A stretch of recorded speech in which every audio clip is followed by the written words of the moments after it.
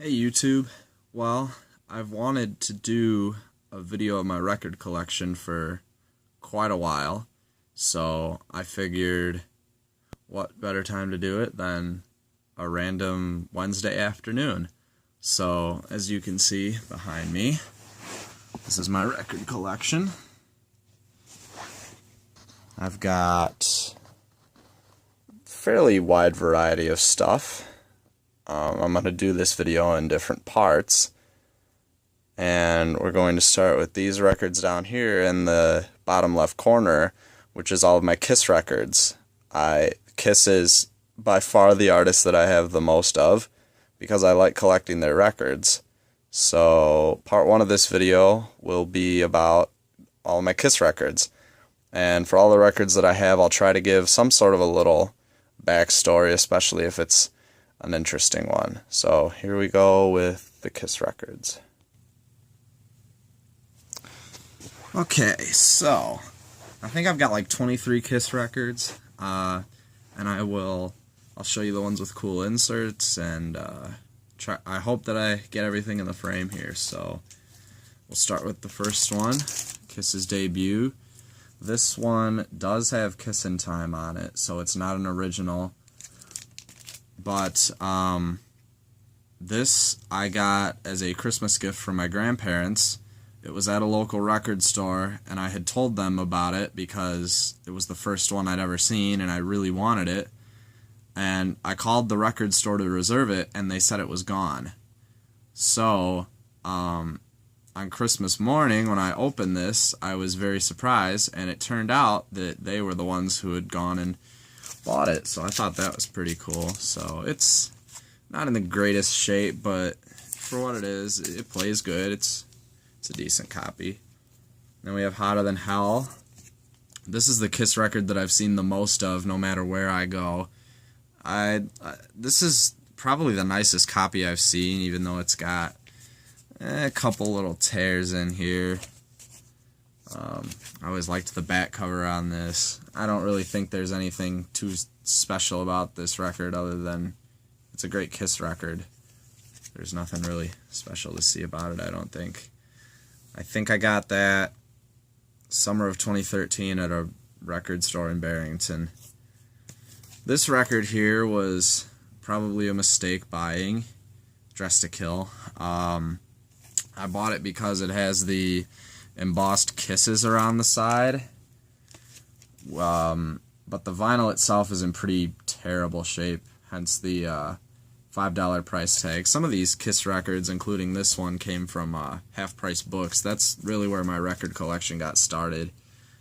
I don't remember when I bought this album, but I remember thinking it was so cool because it had the embossed logos, and then looking at the vinyl and realizing, maybe I shouldn't have done that. This right here is my second copy of Alive.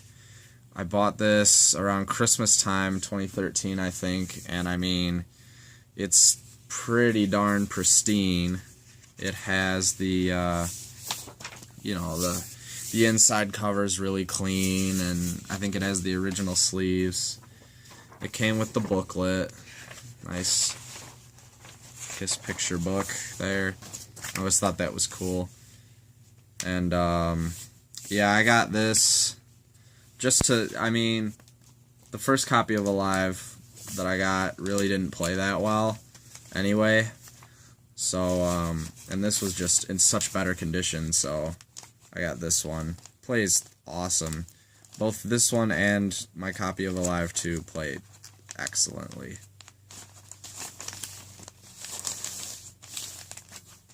So that's a cool find to have. And this is the first copy of Alive I got, again, from Half Price Books. There's nothing special about it. It doesn't even have any sleeves. Destroyer. I only have one copy of Destroyer because they're pretty expensive, the nice ones that I've seen. This one doesn't have the correct sleeve. I think that's the only insert that came with Destroyer, was that cardboard Kiss Army sleeve.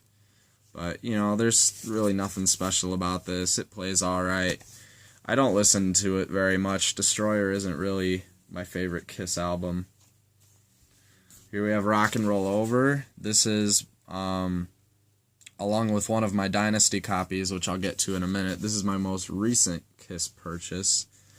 I bought this one because of what good shape it's in, and it does not have the order form, but it did come with the sticker, which is quite hard to find. So I saw the sticker and I was like, you know what, I better snag this up. And it wasn't, compared to what I've seen them go for, the price was pretty good.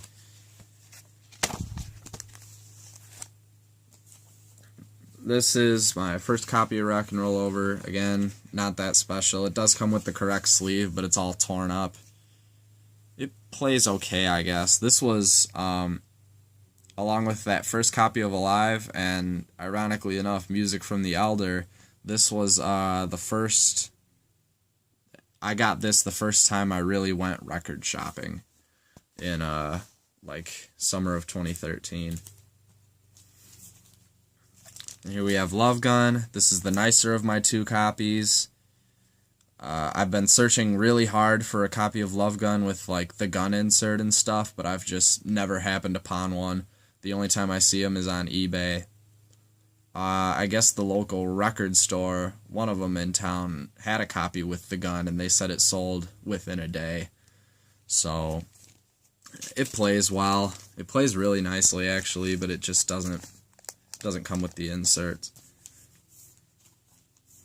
This copy of Love Gun is in really bad condition, but as you may be able to tell by the markings on the back, it says like play only the marked ones.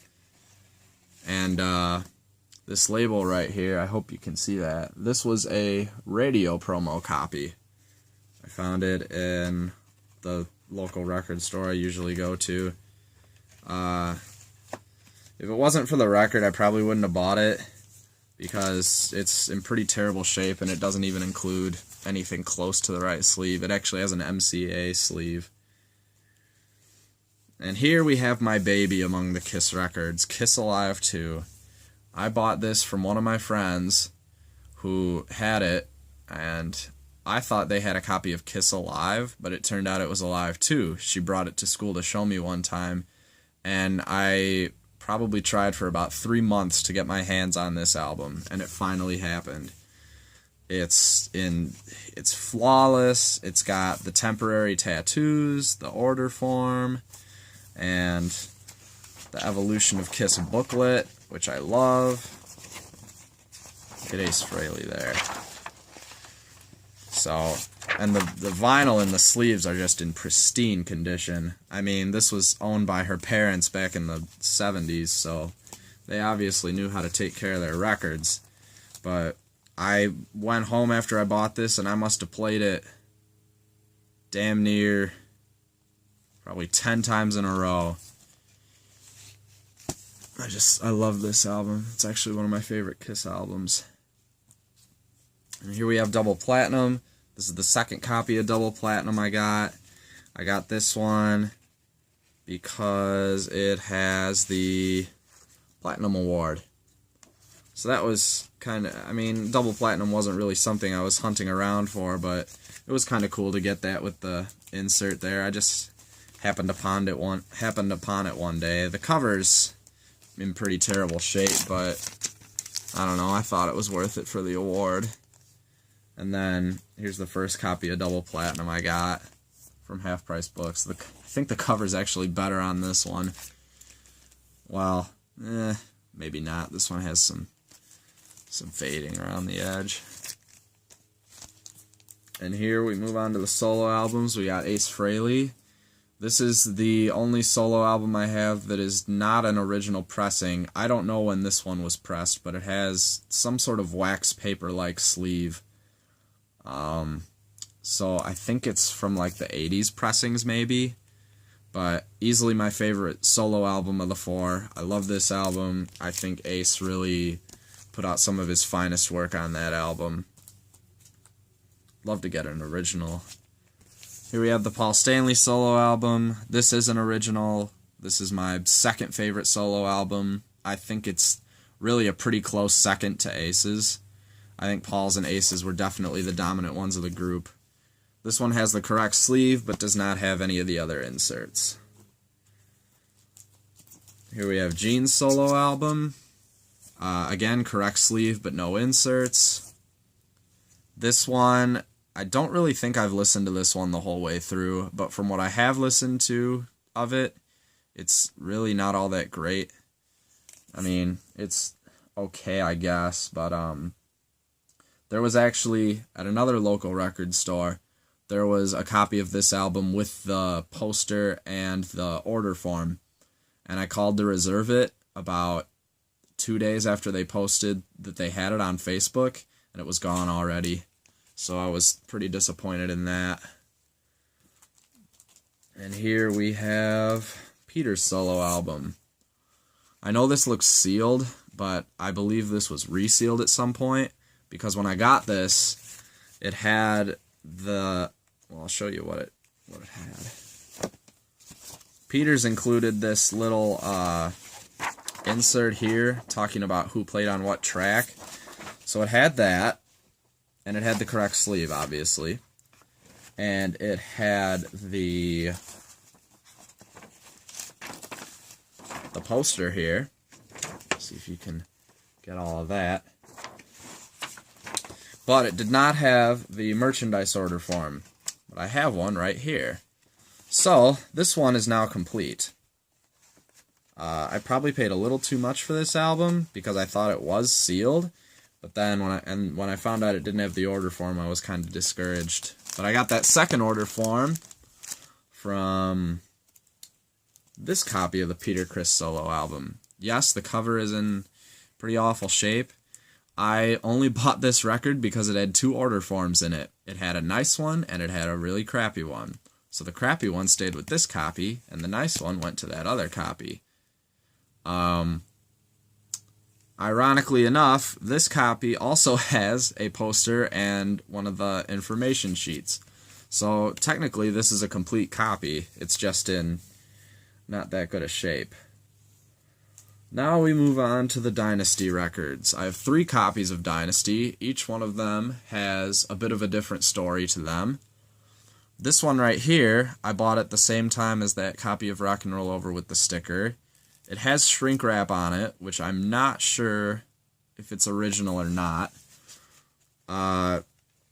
And I was mystified by the high price, but this is why it had the high price.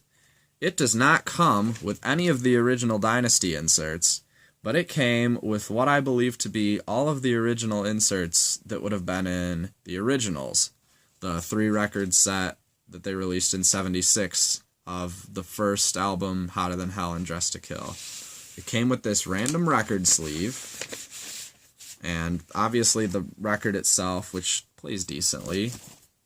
And it came with the originals booklet, which is a pretty huge booklet. I mean, look at how many pages are in this thing. And it came with the Kiss Army... Actually, no, this is the Dynasty order form, so I guess it came with the order form for Dynasty. But it came with the Kiss Army patch as well, and the Kiss trading cards, all of which I believe were included in the originals, with the exception of the Dynasty order form, obviously. So that's pretty much the only reason I bought this. I thought it was really odd that someone would stick all those inserts in a copy of Dynasty, but I couldn't really pass it up. The originals and Killers are really the only 2 Kiss albums I think I have left that I really want to get my hands on. And the originals too, but that's a whole nother story. Here we have the second copy of Dynasty. I bought this at the local record store. This one comes with that order form and the correct sleeve and everything. And it also comes with the... I don't know if you'll be able to see this whole thing either. The Kiss Dynasty poster, which is really cool. Let me see if I can fold it up without breaking it. I used to take this out all the time. I haven't taken it out recently. Yeah, I saw the poster and I was like, damn, I gotta have this. Get it folded up here. This is probably the best copy of Dynasty I have out of the three. The cover's faded a little bit, but overall it's probably the one in the best shape. And then here's the first copy of Dynasty. This cover isn't really faded all that much, but other than that, there's nothing special about it other than it includes the correct sleeve. Here's Unmasked. I got this at the same time as Dynasty, the first Dynasty. This one, tied with Love Gun, and I guess Killers 2, are probably the three that I'm searching the most for. I really want to find a copy of this with the poster. This is actually the only copy I've ever stumbled upon. It's not in that great of shape. It has a few playing issues, but Unmasked was really the first Kiss album I fell in love with. I remember listening to it a lot on cassette when I was about 8 years old. So I've always had a soft spot for this one. I know it's poppier, but I really like it. And I'd love to have a better copy of it. And here we have Music from the Elder. This is also the only copy of Music from the Elder I've happened upon. This one is the version with the wax paper sleeve. I know some of them had the paper sleeve. I made it through the first side of this album, and I said, I think that's enough. I really don't care for this album too much. There's a few good songs on there, like Dark Light and The Oath. Those are a couple really good songs. But it's just a cool little, almost novelty Kiss album to have. It's interesting to round out the collection. Would I buy another one? I'm really not sure. But I don't know. Like I said, it's just interesting to have to round out the collection. And finally, we have Creatures of the Night. The sleeve is pretty much falling apart on this album, which is why I don't take it out of the plastic sleeve. Again, this is one of those ones that I bought sort of just to say that I have it.